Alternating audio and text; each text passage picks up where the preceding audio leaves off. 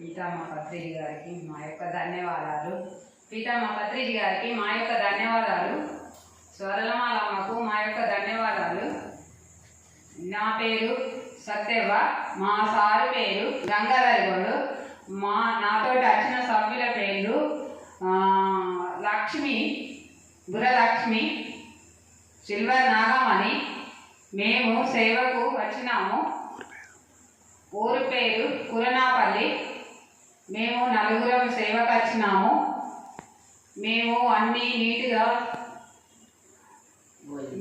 భోజనాలు తయారు చేసుకున్నాము.